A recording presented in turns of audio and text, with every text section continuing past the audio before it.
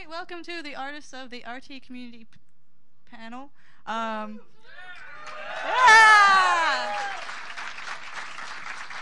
I'm Cherie. With me, I have Mr. Luke McKay. Hey, hey.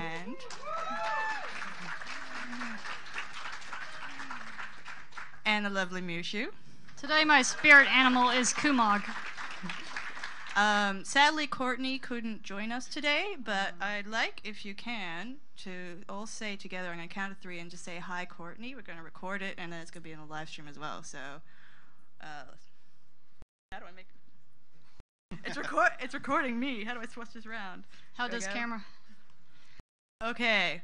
So, 1, 2, 3. Hi, Courtney! Awesome. Thank you very much. Cool. So we got a PowerPoint that's basically going to be going through. We're not really going to be talking about the slides, just awesome stuff for you to keep an eye out for, and it might cover questions and stuff. We're going to do a Q&A kind of after we talk. We're going to show some videos as well. And yeah, we're just going to wing our way through this, so hope you guys enjoy. So, how did you get started in the community, Luke? I don't know. How did you get started in the community street? Well, actually, I guess I have a... Can't do that. Tell us how you got here, what led you to post artwork, and how did others find your art, if you remember. I got into Rooster Teeth pretty early. I guess it was around episode 7 where I kind of got more into it. I'd seen a little bit of it here and there as it started up, but... about episode 7, I really got into watching it religiously, and I really loved the characters. Of course, Red vs. Blue is a great show, and immediately I was like, fan art's got to happen. So I started doing fan art and just posting that anywhere on the internet. I didn't know that the Rooster Teeth had a profile like style site that you could sign up to and everything. So it was really nice that the community actually reached out to me and said, hey, we've seen that you've drawn this. Would you please post this on Rooster Teeth? And once I got there, it was just a great community. Like, this is just been a loving community for anything that you do online. This is probably one of the best communities to just accept you and make you grow. Like, I never really took any art in school or anything, but I just like to doodle for fun. But it was just the community that really kind of encouraged me and kept me going. So I did as much fan art as I could and just kept going. And it wasn't too long until after that I got a call from Bernie saying, hey, you want to do this for a job? And I'm like, yeah. So yeah, it was just as simple as just drawing at home, posting it up on Red vs. Blue, and just being chatty and talking to people on the community. That's really all it took, was just, you know, have a nice face, or not a nice face, just keep a nice face and talk to people and draw what you can, and let everyone kind of come to you and just interact with them. So I got to draw the comics at Rooster Teeth for 5 years, which was a great 5 years. I still keep in contact with all the guys there, but I do my own comics now as well. I guess combined with Rooster Teeth and my own, I've published about 13 books of comics. So yeah, just something I never expected to do, but just thanks to the community, I just got right into this, and yeah, so thanks to all of you out there that kind of helped me get this going. Awesome. Well, I don't even know. I don't remember which season it is. The text animation fight when they first started bringing the animations. Season 8.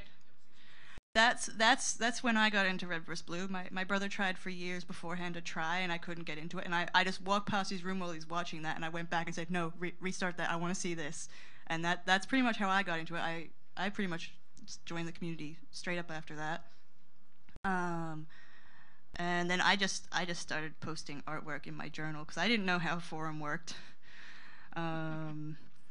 And then there was an art contest which I somehow won, so that kind of got me up. And then they had the staff wars in the forums at some stage. I think it was around the Easter after that, and I started posting. Just putting my pictures in it because it's like I've drawn these things and no one's seen it, so I put in the relevant staff members. And I went to my parents' house for Easter, and when I got there I saw it and they're like, congratulations, you're considered part of the war. And I'm like, challenge accepted. So I did it with a mouse for about a week on my mom's old crappy laptop. And from there it just kind of snowballed, I suppose. I think that's how people found me. And yeah, pretty much my story.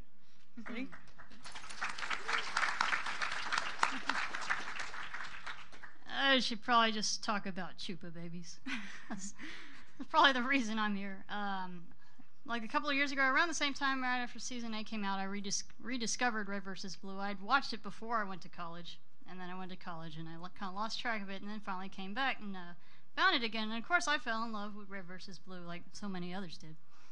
I started joining the site and drawing some artwork, and I said I knew right away I wanted to do something artistic for the community for Red vs. Blue, because that's usually what I do. I become emotionally attached to things. I like to draw them. I guess that's better than therapy.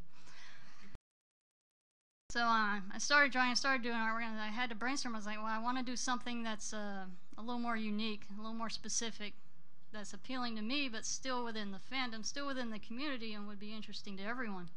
So I came up with a creature design one night while I was high on jelly beans, which I'm not eating right now. And I thought, I stared at the creature for a while, and I was like, what is this thing? It's kind of like a big cat. Like a puma. What do I call this? Yeah, I call it a Chupa thingy. He's got a ring to it. So I started drawing comics with these creatures as the Red vs. Blue characters, and I had a comic running for a little while, and I think it was all right. There were a couple of people watching. They were saying, "Okay, good job, dude." And one night I had that amazing brainstorm. I said, I bet these things would look super cute as babies. These things would look really cute as babies. So I drew a whole batch of the freelancers as little Chupa babies, and I put it up on my profile as a joke and said, adopt a Chupa baby today. It was just a tagline as a joke, and then immediately someone jumped on. I remember her name. I think it was Blue Ace, or Agent Pennsylvania on the site. He says, dibs on York. And I'm like, I'll show you dibs. So like half an hour later, I drew up another picture of the little York Chupa baby in a box and sent it to her profile and said, here you go, a special delivery. Enjoy it. And she told her friends, and within it had to been like a few days, maybe 2 or 3 days, I had about 50 people jumping over me and said, well, can you draw me Tucker? I want York. I want all these freelancers. I want man. It turns out Red vs. Blue has a lot of characters. I ended up drawing really weird ones as in the form of these weird fuzzy baby things that everyone was starting putting on their profiles. I was like, I think the weirdest one I ever drew was the cone. So can you draw a Chupa baby cone? I'm like, how do I do it? I gave him 2 drawings. One was just a cone. So here's your smartest version. And the other was a baby wearing a cone hat. And like I said, ever since then, people, like you said, snowballs.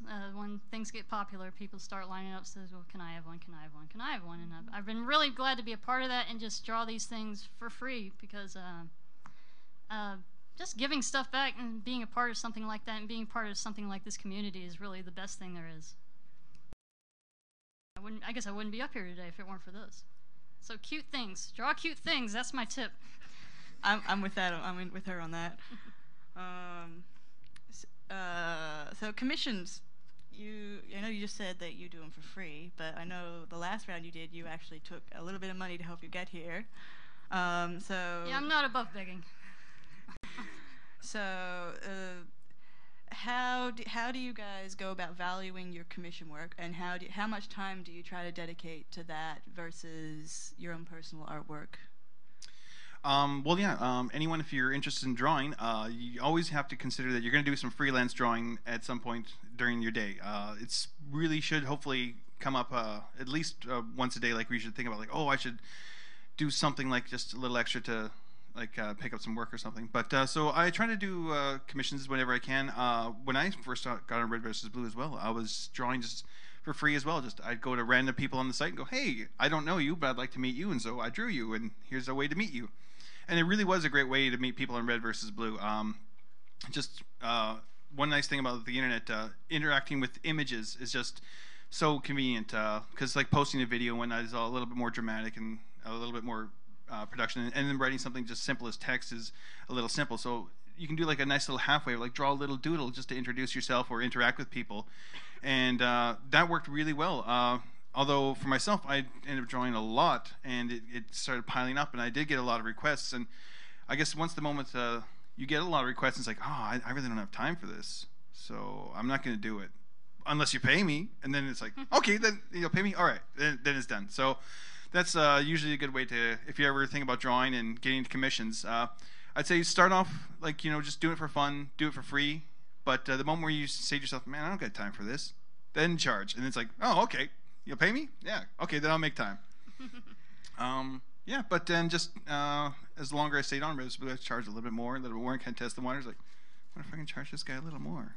And some people, yeah, go for it. So, yeah, just if anyone's out there learning to draw and you eventually want to take on some commissions, just do little bits and little bits every day. Just draw a little bit more, charge a little more, see what you can do. Maybe you can make a little bit of a business doing freelance work. You pretty much covered how I went about it. I don't think I did as much in terms of like requests and free stuff because when I first started, I just didn't have the time for anything. I was just doing my stuff outside of other paid work that I was doing. But whenever I saw people in person, I would draw them. In terms of time, if I get commissions, I try to focus on that, and then I live stream once a week. And I make a point that when I'm live streaming to try not work on commission work, to try work on my own work, so that's like I'm doing something of my own at the same time. And yeah, and I like to say like there's nothing wrong with being slow if you're like slow on commissions. It's like just make sure your commissioners know like if you're slow but you still like spit out like you're lovely to deal with and you spit out really good high quality stuff. There's nothing wrong with being slow. As long as you don't take more than 6 months or something. Yeah, I don't know what else to say. The way I price commissions is I figure out how much a foot-long sub and Coke is at Subway, and then I schedule lunch for the day. You got some notes? What's Yeah. next in the notes? Life as a full-time artist versus a backup career. Now, this was going to be really useful when Courtney was here because she's actually a full-time artist. Where else? I believe you two both have day jobs? Well, don't tell my boss, but I basically have the best job because it's somewhere where I can bring my laptop and draw on it while I'm on the clock. So that's closest I've ever been to being paid to draw full-time. Like I said, please don't fire me. I need my job. Well, I got to work full-time on comics at Red vs. Blue for 5 years, and that was great. And for the following year after that, I was able to keep full-time work every day, doing commissions or working on my own comics. But shortly after a year after that, time wore on, and so I needed to pick up a few more bucks. So I went back and did a little bit of nursing again, and after being out of it for so long, it was rough getting back into it. So I only do that like a little bit here and there. But mostly, most of my day does still consist of making comics. Cool. I didn't really have a backup career, which is probably my one downfall. I'm technically a freelance artist at the moment, but I suppose the government just considers me unemployed. You see how tiny she is? She's a starving artist. Genuine. So Give her a sandwich. So I did a little bit of previous study, but all I did was a lot of creative work, and like I live in Australia, and there isn't as much creative work available there as there is here. So like if I had the opportunity for a day job, I'd probably jump at it. But yeah, like full-time art is fun as well. You just got to be careful not to burn out, and yeah. That's all I got. Yeah, that's the line of someone who's burnt out. What's next? Programs, tablets, hardware, other forms of mixed media. What do you use? What do you like? Tell us. Well, I used to just do pencil and pen drawings for the longest time. I guess the first Rooster Teeth comic we did was actually done in MS Paint. That's all I knew at that point. I knew MS Paint. I just recently got a tablet, like maybe a few months before that, and kind of figured out how to use it. But yeah, the first, I think, 3 comics of Rooster Teeth were all done in MS Paint. And when I stopped in the office and I was drawing them, Jeff kind of walked over to me, looked at me like, "Are you serious? Like, are you really doing that in Paint?" I'm like, yeah, is there something else? He's like, yeah, there's Photoshop, and he's showing me around. It's like, oh, that's the thing you use to. I used to just kind of resize images. I didn't use it to actually draw. And he's like, yeah, you can draw on that. I'm like, well, that's much better. So I learned a lot about hardware and software at Rooster Teeth. I also learned a lot about the publishing software too. The moment before you draw, try and think of where you want your drawing to go at the end. So we, when we made the comics, we wanted to like have a published book at the end. So I was really quite lucky that to think that, yeah, we're gonna have a printed book by the end. Where a lot of the guys over at Penny Arcade, when they first started doing some of their drawings, they didn't really think that they'd print their stuff at the end. And a lot of times they were having troubles like getting their images to correctly print because they just didn't think about where they were going with it. So when I first started drawing, we kind of stopped everything and went like, yeah, let's get this ready for print. Even though it's like comics like 1 and 2, let's think like way down the line when we'll actually publish a full book. So yeah, I pretty much draw as if I'm going to be printing it. So I pretty much format everything on Photoshop for a nice printed page. Do you use any other mixed medias? I hear you use paint, like real paint that's messy and. I do occasionally pick up paints here and there. I did a couple of paintings this last year, some red versus blue ones. In fact, I think I painted a large meta painting for last year's Child's Play auction. But yeah, paint is a lot more messier than digital. Digital is really nice, and you get really attached to that Control-Z button. Just undo, draw, undo, undo, undo. Where real paint is like, fuck. New canvas, and it's like, so yeah, the Control-Z button is my favorite thing in the whole world. Like, I think that's everyone's favorite button. No, you don't want to press backspace on a lot of art programs. That's gonna mess you up. I like probably everyone here. I started on pencil and paper. I use colored pencils. I use crayons. We call them texture pens. I don't know what you guys call them out here. And then Explain. markers, colored markers. Okay, we call them texture pens. Damn Aussies. And then, one day, my mom came home and she had a computer and a scanner, and I was like, "Wow, what's this thing do?" And we had this program for scanning in the photos and doing photos, and that I was like, I can scan in pictures and do that. So I started with using just a mouse and this crappy little scanning program, and from there I've gone on to I've used a lot of programs, but my favorite's probably gotta be Photoshop. And I use a tablet. I don't do much mixed media outside of it. If I'm not drawing digitally, I just like pen and paper. I don't like making a mess unless I'm making a cosplay or something, which is a rare occurrence. Yeah. Oh, okay. Pass the buck.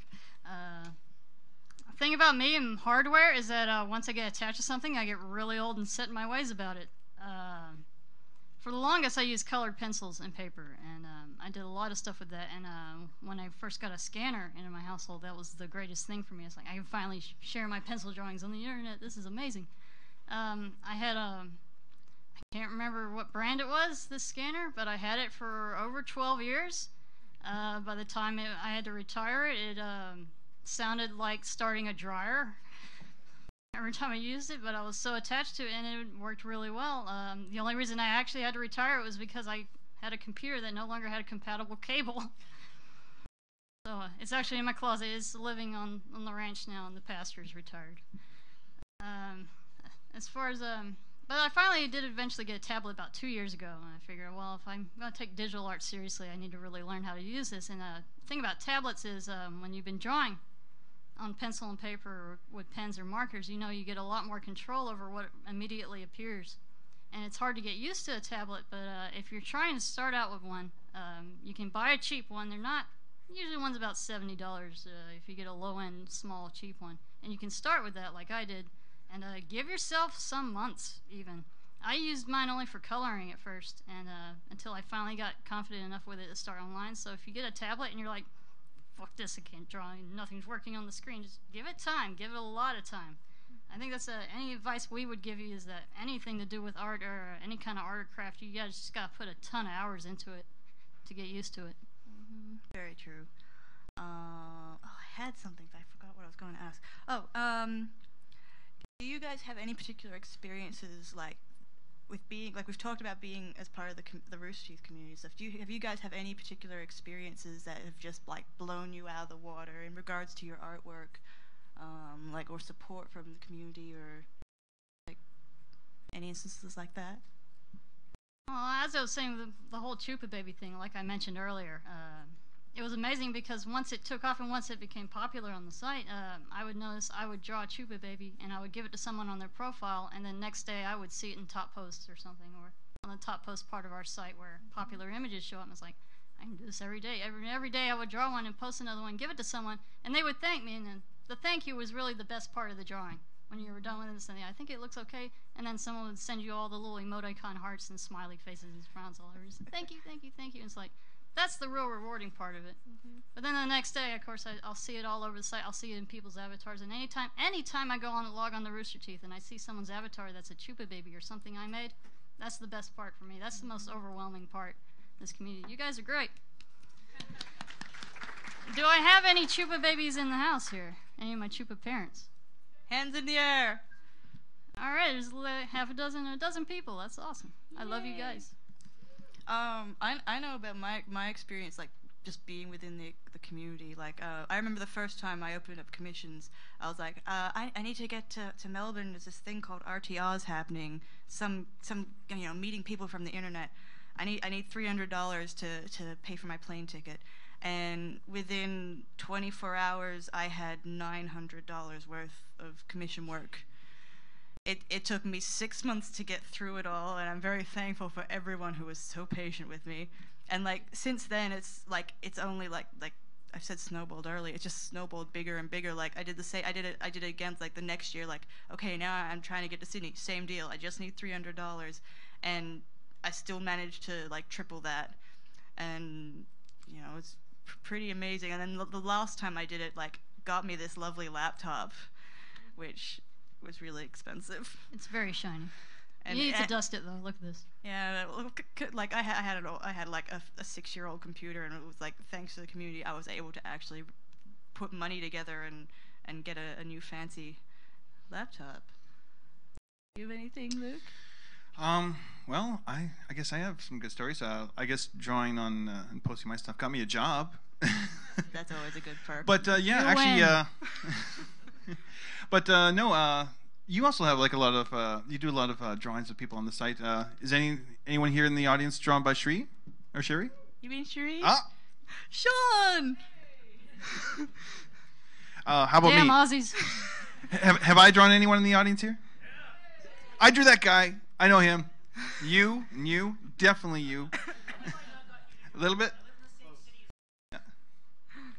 Yeah, Damn but Canadians. that's one of the best things to draw on Rooster Teeth is drawing you guys. You're all so pretty. Oh, you're so cute. Oh, look at you, little butt. Oh. Stop it. What's next? That's pretty much my list. I got one more question, but I want to save that till last, like before we wrap up. How are we going for time? We've done a whole 20 minutes. We're gonna show some videos. Let's open questions after that. And we're gonna open questions. If you have a question, you give us a question. We have some Chupa Chumps that we're calling them Chupa Chumps because it's spelled the same way. That we're gonna like when you're done with your question, you're gonna come forward and we'll throw it at you. So Free candy. So have some good questions to keep us talking.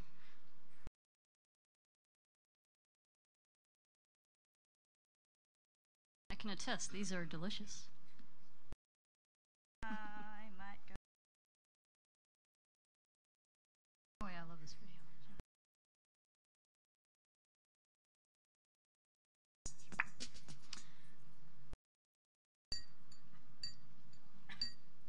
Hey, Goose. What? Tower, this is Ghost Rider requesting a flyby. Negative, Ghost Rider. The tower is full. Sorry, Goose, but it's time to buzz the tower.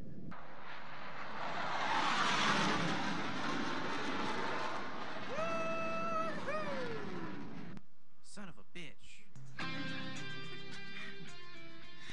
Yeah, so at the end of Rooster Teeth Comics Day, we were starting to animate it a little bit there, and I always got a kick out of Bernie calling Gus Goose. Every now and then it's like, Goose? Like in Top Gun? It's like, yep, oh, that's got to get drawn up.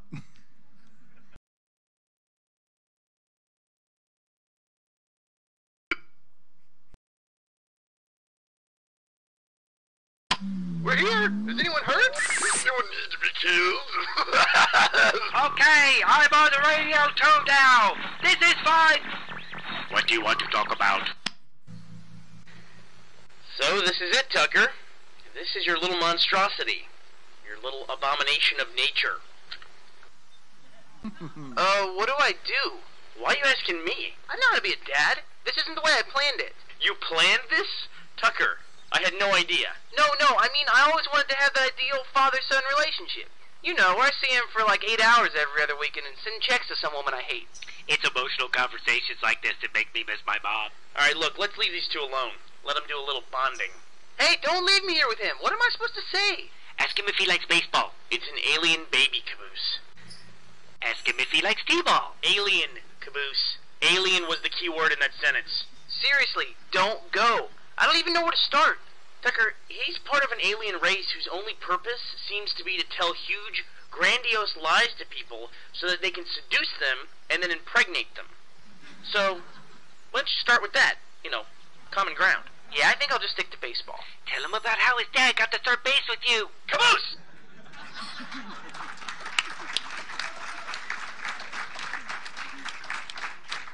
Shout out to Hanif Nefertiti over there. I went on Twitter and I said, I need a jingle.wave. And he immediately threw 6 files at me. So thanks, man. Yay.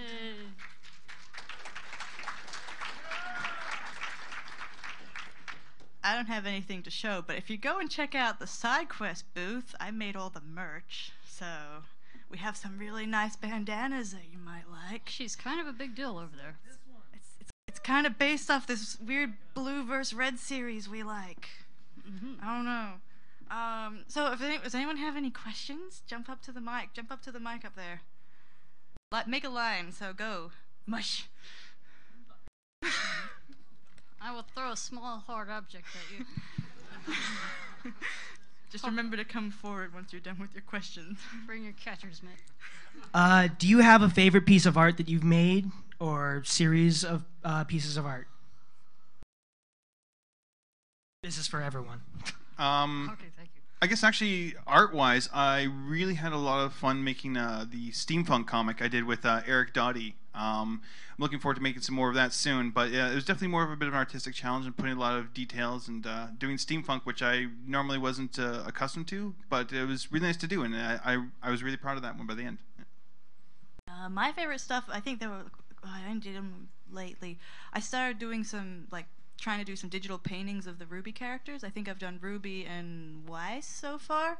I'd have to say that just because I've spent 10 years trying to master making it look like a real painting, and one day it clicked and I was really excited and happy, and I love how they turned out. Y'all just watched it. I recently started getting animation very, very recently. I picked up a program called Blender, which is free. You should try it. It's very good. And I started working on the animations that started showing up on Rooster Teeth lately have been a really big inspiration to me. But not just the Chupa thing. The Chupa thing has been my favorite project so far, and I actually have a comic that I've been writing for them that's on my profile list. So if you go over there and read the comic, I would love y'all forever. Do you want to tell them the web address? Oh, okay. It is at chuparevolution.com. Or you can go to my Rooster Teeth profile. If you don't know my name by now, I don't know where you've been sitting the past 20 minutes. Okay, thanks, guys. Awesome. Come up and get your Chupa Chump. Oh, nice. Jeez. I got the best job at this panel. I get to throw stuff. Hey, what's up, guys? I saw you have a list of websites up there, like DeviantArt and stuff like that, to post your artwork. But have you guys ever posted or checked out art on the subreddit? Do you like to use that at all to post some stuff? Or on where? Sorry, what was that again? Where? What's this Reddit? I hear it's a thing. Yeah, the Rooster Teeth subreddit. And I hear that the guys go there a lot to look at stuff, like the Achievement Hunter guys and stuff. I don't, mostly because I don't understand how it works. Like I've looked at it a couple times, and it's like the Rooster Teeth community, they're trying to kind of move it over to a Reddit thread so that it works a little bit easier, and I'm like, I don't understand. So I know. See, we artists are behind the times. That's why we're poor. On Reddit, I get downvoted a lot. Like, I have one image I posted on Reddit that's gotten more than one upvote. And that's so, Rooster Teeth is a nicer community. I mean, Yeah. Reddit's Agreed. fun. I love wasting time there, but no, for when looking for like nice online, like good people to meet online to support you as an artist, DeviantArt and Rooster Teeth are really a lot more like nicer people. Reddit, they'll chew you up and spit you out. All right. Sounds good. Cool. Thank you.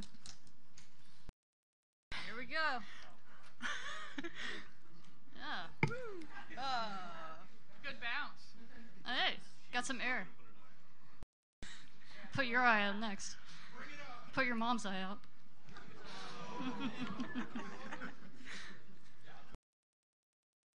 So I'm like an inspiring artist / tattoo artist, and I've been trying to get my art out there, but the whole like trying to color it in like digitally and stuff like that, is it like, do you have to draw it digitally, or can you just scan your artwork in and color it in via, you know, the way you've drawn it just on pencil and pen? Like, do you like, can you color it digitally still if you just have it?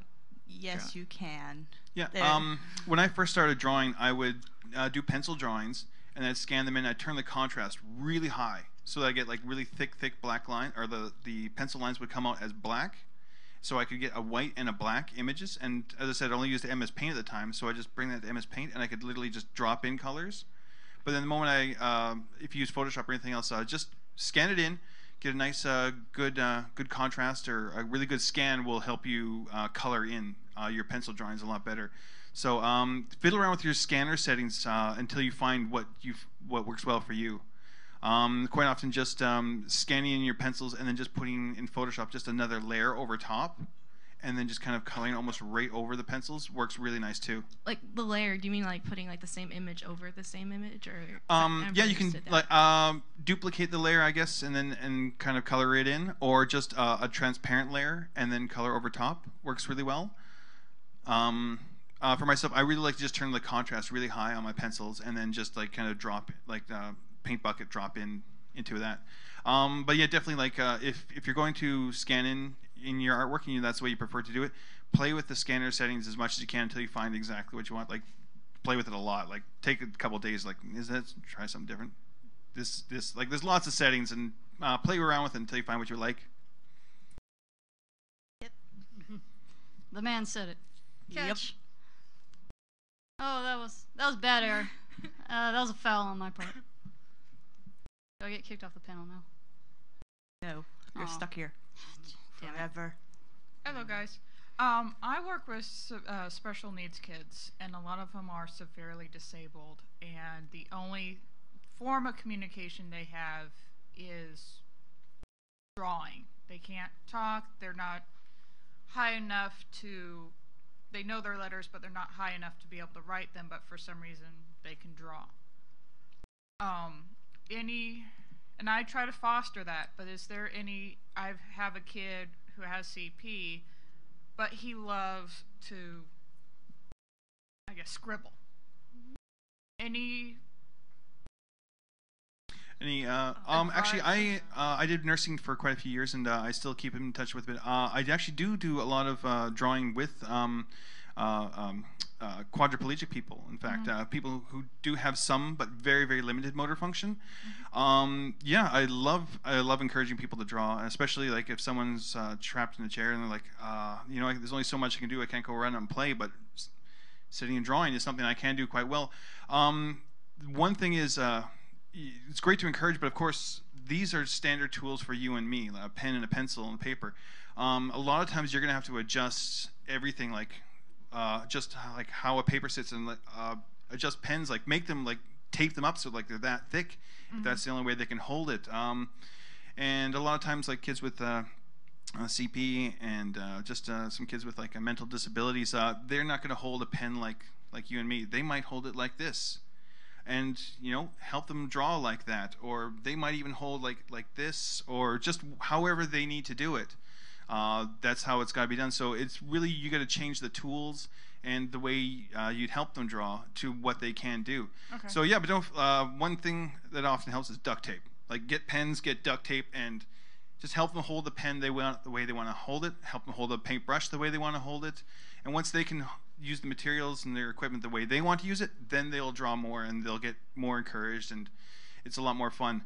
But just actually kind of just being there and just like, hey, can I get you paints? Can I get your sketchbook for you? Because a lot of times, like, kids like to draw, but they kind of get like just sit around a lot too much, and it's like, hey, just handing them their equipment and just getting them to like try to use it and trying to use it the way they can really helps. Just encourage them to like do it their way. Okay, thanks. I'm with him on that.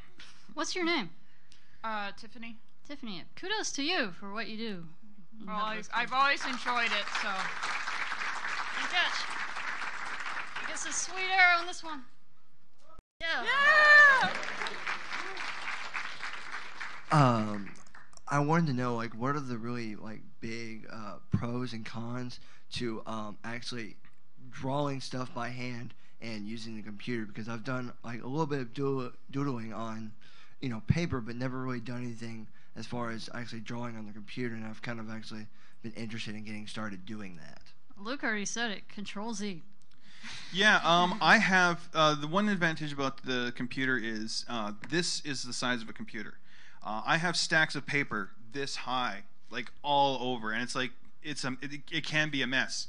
The one nice thing about digital thing, it all like fits into a hard drive this big, which is just great. It's very clean. Like, paints are messy. You need a studio to paint and draw and like make a mess and have papers all over and have paint and just mess.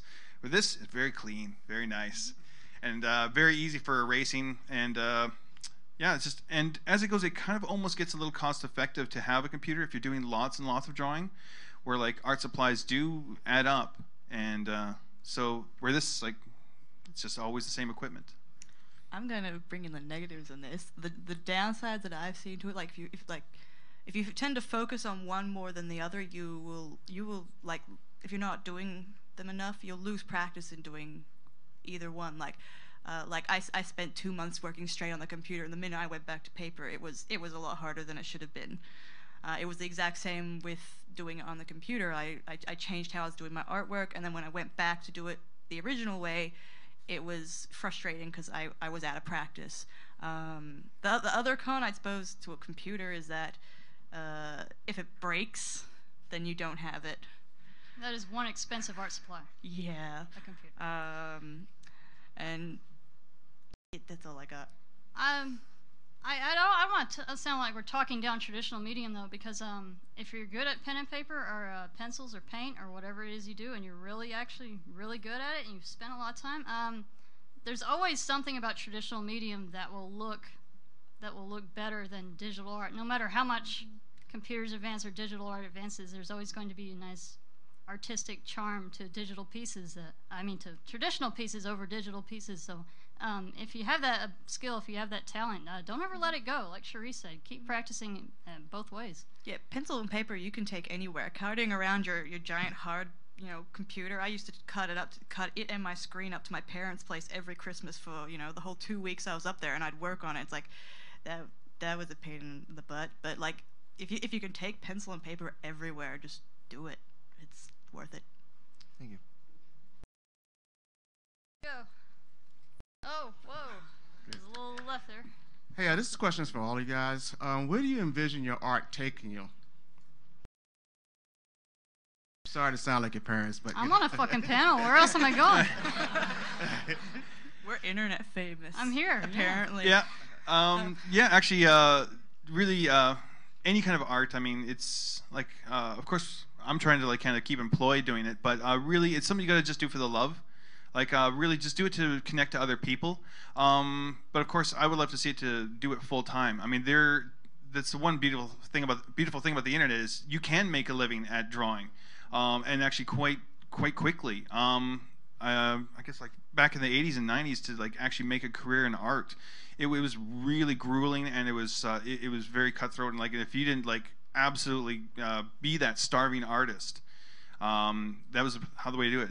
But now it's like you can, like, I'm not obviously not starving, so you can actually I really love like modern day art is a lot easier, and you can do a lot on your own terms. Like I want to do comics, and it was easy to find a medium for it. It's just the internet. There's always a place. Art is definitely finding its place on the internet a lot more these days, and so it's a good place to flourish, and just to meet people and get exposure and even find work and keep employed. I'm not sure if I answered that entirely correctly. So where do I see myself? I see myself staying on the internet. I love the internet. I do like printing books, but yeah, the internet's a great place to be. I want to keep drawing like Chuba babies and other things for people for free as long as possible, because like I said, the most rewarding part is seeing you guys' reactions, how much you love them. Come get a sucker. I want to. Oh, well, no, I'm cutting you off. I'm cutting you off. You can throw it to him anyway, and I'll answer get the anyway. sucker. I'm very interested to try get my stuff. Like I'm very interested in trying to get into comics. I've been working on stuff on and off for I think 5 years, and I still haven't gotten anything quite there. That's where I'm interested to go. It's like I've got stories I want to tell, and that's where I want to go. And if I can make some money off it, it would be great. Because unlike him, I'm kind of starving.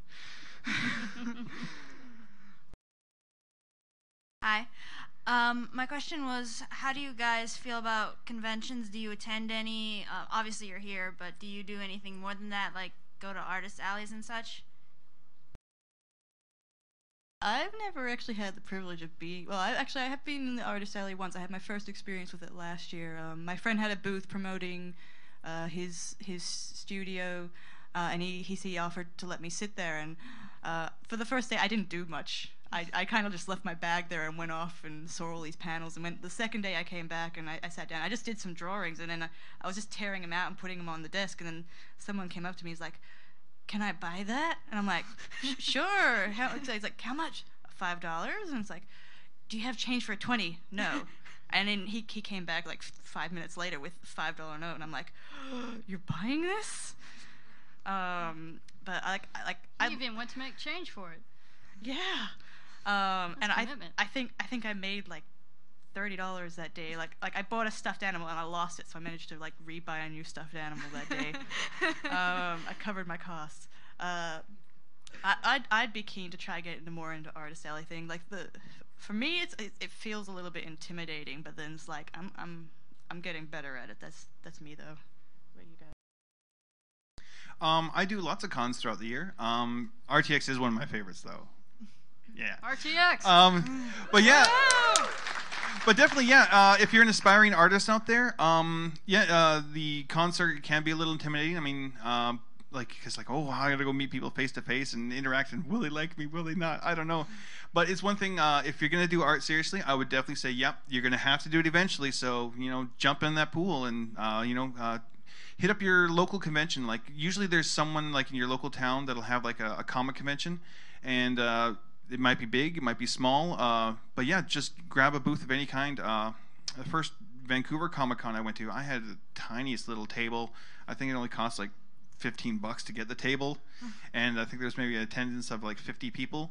So, but then I got to do some other conventions with Rooster Teeth, where it was like 10,000 people, in their comic or San Diego Comic Con, where there'd be like 80,000 people, and that was a different end of the spectrum. But it was definitely a little intimidating, but it's something you still got to do, and it's like by the end it can be really rewarding, a lot of fun. RTX is the only convention I've ever been to. It's because my work schedule, my day job or night job or whatever you call it, isn't really very flexible. I'm not sure my boss knows I'm here. If she does, again, please don't fire me. Oh yeah, also I'm at booth 618, so please come see me after the convention. I got some comics and stuff and pictures up there for sale. Yeah, come by. I totally like you guys here in the U.S. You have way more conventions than we have back in Australia, and it's like if you're going to do the convention circuit, it's always worth it, because you've got tons more opportunity here than I have back home, so. Come get your lollipop. Here we go. Oh. I'm not responsible for injuries sustained by suckers. Or two furniture. Oh my. Oh God. Tippy toes. This better be good dialogue. Okay. What or how many layers? Since you guys all use digital drawing. Short stuff. There we go. Perfect. How many layers would it take to make just a standard one character drawing? That's a good question. It varies for every artist, I think. Go ahead. I've got like I think 3 or 4 like different styles that I do. Like I can go for anywhere from 1 layer to 3 layers, and then when they get more complicated, I've got one. They can go up to 20. I think I've had a single character one, like with nothing happening in the background. I've had one of those go up to 88 layers. But it's not. But it's a whole technique that I've got down where I'm using shapes and math. So it's not the same as just drawing straight into Photoshop. I do that, but then on top of that, I do all this fancy. Well, you should tell them about how you use vectors. Yeah, that's the fancy word for it. If anyone knows it, it's similar to how like you draw in Flash or Illustrator, and I specialize in using it in Photoshop, which not many people do. If you watch Cherie's live streams, if you follow her on the Rooster Teeth site, you'll see her live streams, and you'll see how she uses vectors to color and draw art. It's really cool. It does up the layer count the bigger the image goes, though. Like I think my most complicated image, I had 538 layers, like different color layers in it. Dear God. My computer hated me for that. Luke? Well, for most of the comics I do, like the Rooster Teeth comics, generally are about 3 layers: a sketch layer, a drawing in layer, and then a layer for the cartoon balloons, and that's it. I keep my layers really just minimal as possible, and quite often, it's just a sketch layer, and then draw over top, and then let it be as it is. Like I just kind of have at it.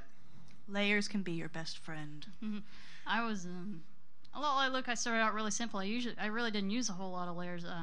Eventually, when I started doing a lot of comics, I adapted to them. I do 1 layer for lines, 1 layer for colors, 1 layer for any shading. Put paint shadows under it with a multiply layer, and then I think it was a few months ago. I was in the middle of a live stream. People were watching me draw, and I suddenly accidentally clicked on a add layer, and I was like, "What does this do?"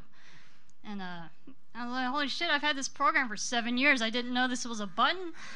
And it adds, if you use an add layer, you can add like extra lighting or extra glowing effects. Since that's how I paint Chupa Baby AIs. If I ever do anything that, I use the add layer. So maybe 4 layers is what I get up to. Please don't throw that, because I don't want anyone to get hit in the head. Oh, look at you being a saint. I'm throwing it. Oh, you did it. You're all right. Hey, how do you guys promote yourselves or put yourselves out there? Like, when you were first starting, did you guys do anything special other than just putting your artwork up? When I first hit the internet, I joined DeviantArt. That was the first art website that I ever found, and at the time, I was in a fandom. I was in a thing called Beyblades, which was really big back in 2003. And that's kind of how I started. I've been on there. I've been on DeviantArt since 2003, and I still get a lot of people who ask, why don't you have more page views? And I'm like, I don't care about page views. And that's a lie. With the Rooster Teeth site, I just started putting artwork up. That was really it. I can't remember where I'm going with this. Next. As for promoting your artwork, that's actually the job part of doing art. There's a lot of your work is getting exposure, getting it out there, cross promoting with other friends. Shree did some guest comics for me for Balls to That. It was fun. And I'm hoping it was a very nice, kind thing out of her heart, and hopefully I got her some traffic. But definitely work with other people to cross promote. Take out ad space with Project Wonderful. That works really well for webcomics to help cross promote for each other for advertising. It's a lot of legwork. Do conventions, do advertisements, posters, do fan art on other web pages. Fan art is a big thing. Yeah. Online. There's lots of communities like the 343. Their community, like they're really great to like show a lot of art from the. Like I draw a lot of Halo art because related to Red versus Blue. So I try and get stuff on there. Just post on other people's established sites, like and like because like say like 343, they have a Halo waypoint. Like they have lots of people coming to that site, and so if you get something on there and it starts taking off and gets shared around there, that's a great place to start to get make a name for yourself. So say if you want to draw like Incredible Hulk. You'd want to like post on Marvel boards and try and get the poster on there because that's the kind of people who move that around. But yeah, definitely getting your work seen is almost a job. Like you got to post it everywhere. Yeah, like if you don't post stuff online, then no one's gonna know that you're there. Like I've got a couple of friends like that. They want to be in comics. They want to do all this stuff, but they don't post anything online. So you've got to be active in posting it and know where to like figure out where to post it. Like and Luke respond to like as many comments as you can. Like keep track of where you post things, and because people will comment and then talk to them, and then that'll just keep it going more. Love your fan base. Like I live stream every week. I try to do it at the same time. I do it every week so that they know that I'm there. If they want to come hang, it's basically just like coming and hanging out with me. And it's like even if I don't want to do it, then I'm still there and I still do it because interacting with them is pretty much the highlight of my day. It's like, oh yeah, by the way, I should be drawing stuff. And most of them will attest that like I had to move to talking on microphone because I wasn't drawing enough. And yeah, just put your stuff out there. And yeah, Luke made a good point earlier when we were talking about commissions and how to get started with commissions and things when you're starting out. It's like draw people, meet people by drawing them. If you want to start out for free, just and you'll make a lot of friends that way, and friends will tell their friends, and like I said, it will snowball for you if you're just really friendly and you love your fans and you love the people who love your artwork. Anyway, get a sucker. Oh, he makes the catch. Gold star for you. How many more people do we have in line? Just the two? Cool, because I've got some stuff from Twitter as well. So after you, I'm we gonna have go 4 to Twitter. suckers left, so. Well, if you guys ever feel like frustrated with a particular piece or even like burnt out as an artist, what do you guys do to pump yourself back up? I walk away and do something else. I go play with the dog or the cats, or I go read a book, or like just go for a drive somewhere and take a break, or like if it's late, especially if it's late at night, I'll just stop and go to bed and try to have a nice morning when I wake up, and then by the time I get back to the work, I should be refreshed. Play a really violent video game. Yeah, that too. I drink.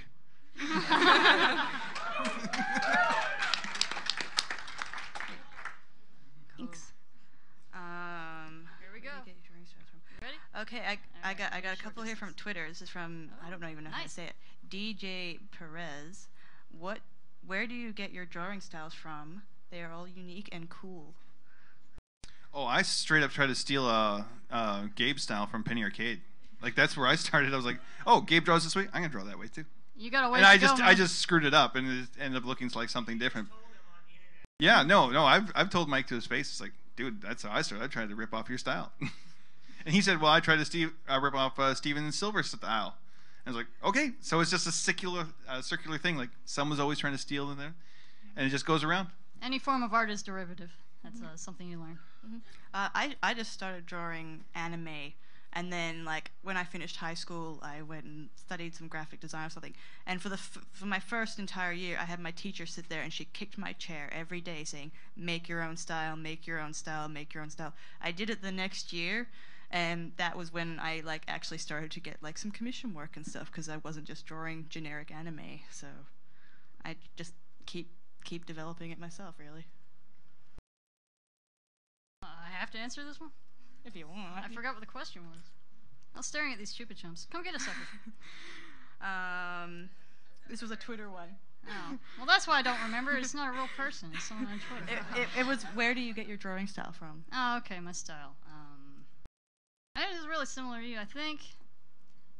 I almost want to say it's a mistake to start copying anime, because if you want to learn, it's not really a big mistake. I mean, you want to develop your own style, of course, and copying anime isn't bad, but anime is usually not proportionally correct or anatomically correct. You learn a lot of bad habits. Yeah, you do pick up a lot of bad habits. So even if you do want to have an anime style or start with something like that, try to mix it up a lot.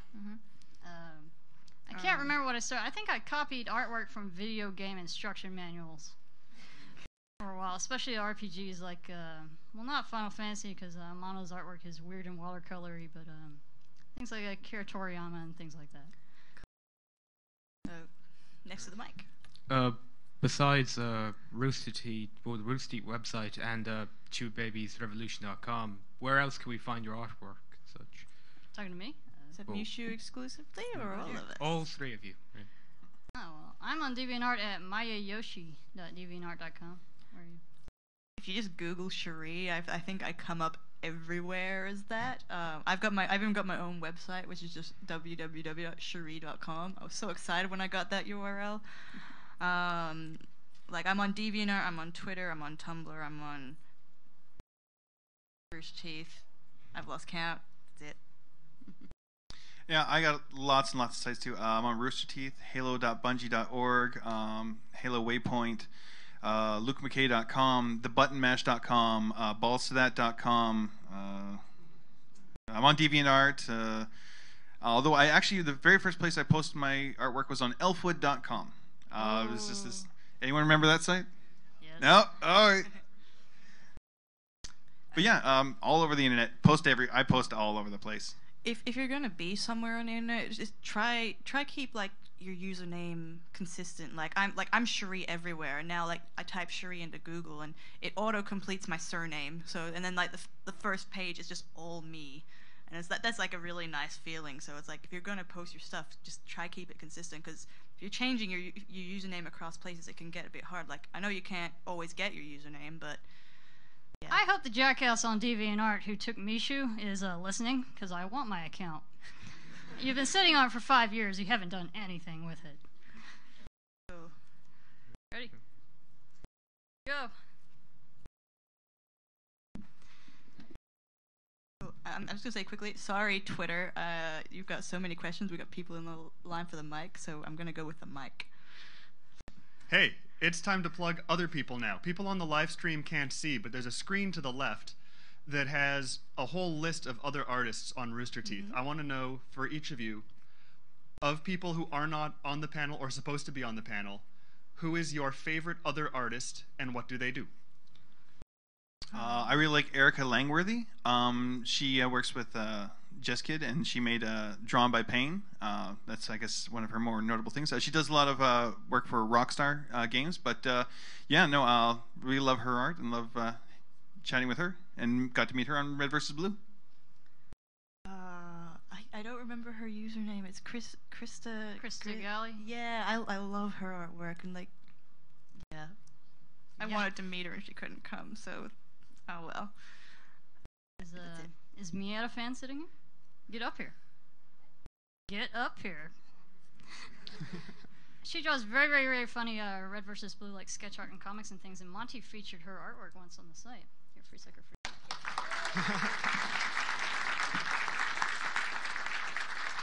Don't be shy. Oh, I guess you get one too. How many suckers have we got left? Any? We have one. Awesome. Look, there's one guy. Was there any event in particular that made you decide to make art your passion? In 2002, I think, a movie called Lilo and Stitch came out.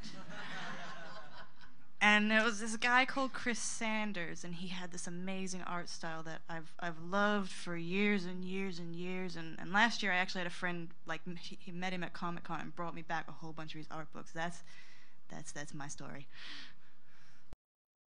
Sorry, what was the question again? Like, it was like, at what point did Yeah, was there any particular event in your life that made you decide to make art your passion? Before you started meeting up with members of the community? Like actually, what got me drawing? I actually just started drawing because I was bored as fuck. I had this job. I had this job where I had to work 12 hours a day, where it was 6 hours of actual work and 6 hours of sit on my ass and wait to do stuff. And I was like, I sit around for 6 hours, no internet or no TV. Or it's like, well, I might as well draw on something. And it's like, well, I'm getting paid to do this at work. Haha.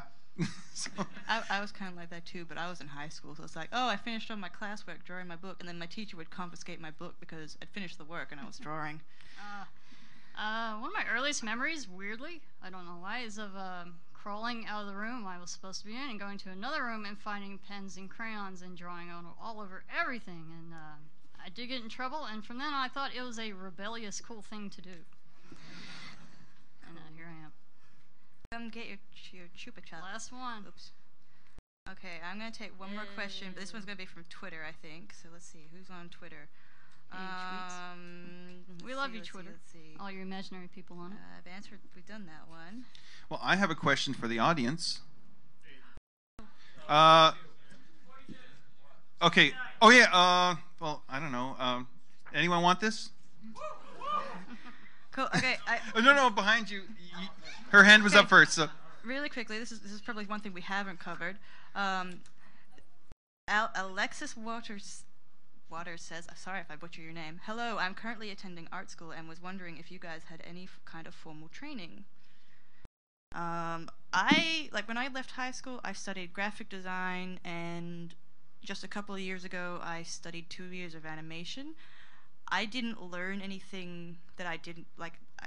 I already knew everything that I learned. I think when I did graphic design, I learned about printing and logos and all that boring stuff. But like art-wise, I was all self-taught. I attended one day of my fine arts degree after high school, and that one day I got to meet other artists, and I determined that these people are way too weird. I could not. They were really weird. Like this, it was kind of creepy. So I was like, "That's it. I'm out of here. I'm gonna go be a nurse." So, but I took one day of art school. That was the University College at the Fraser Valley in Abbotsford, British Columbia. Yeah, it was a weird art class, man. Really weird. Fucking out there, man.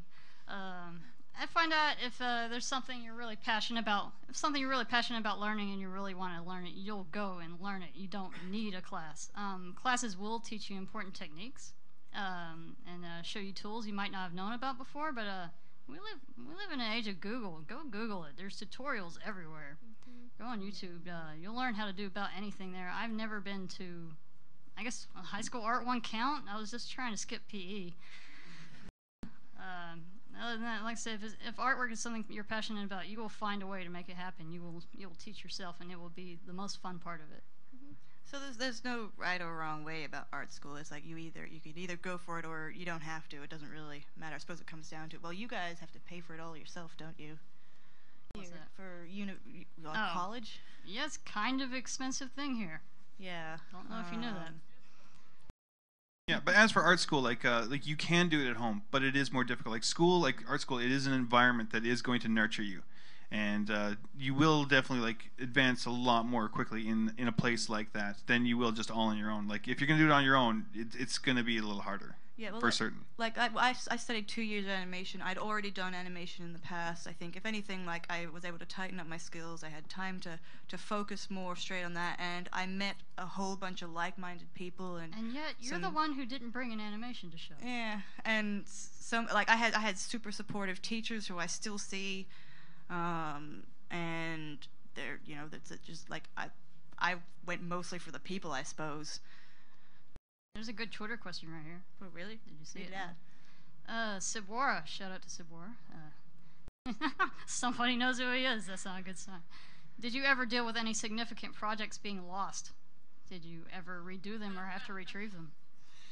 This yes and then no. Traumatic territory right here. One day I was clearing out my computer just to reload Windows and all sorts of things on there. So I wiped off my computer and connected my backup drive to it, and my backup drive failed. And I was like, oh crap, I'm just about to publish book 4 of Rooster Teeth. And I was like, oh shit, I just lost all that. Like, I better call up Jeff and see how their backups are. I called Jeff, and he said, hey Jeff, I need to get the backups from there. And he's like, oh yeah, I wanted to ask you about that. I just cleared off all the backups. Can I get them from you? I was like, no, that is not funny, man. We just lost the backups of the backups. And I was like, yeah, and I cleared my computer. It's like, yeah. Oh crap. So I had to redraw about 150 Rooster Teeth comics at breakneck speed to get the comic published on time. So that was a really heartbreaking. I lost a whole bunch of other art with that too, but mostly losing all the high resolutions of the Rooster Teeth comics. That was pretty bad. That really sucked. That's when artists cry. Yeah, so basically I had all the little tiny thumbnails on the website that I just blew up and traced over and kind of redrew them. I don't think I've ever had a significant loss. But is this table made of wood? Can I knock on it? Yeah, if you want to. All right. We're out of time, folks. Yeah. We gotta go. So, but thank you so much for coming. Yeah. Thank you for dealing with us.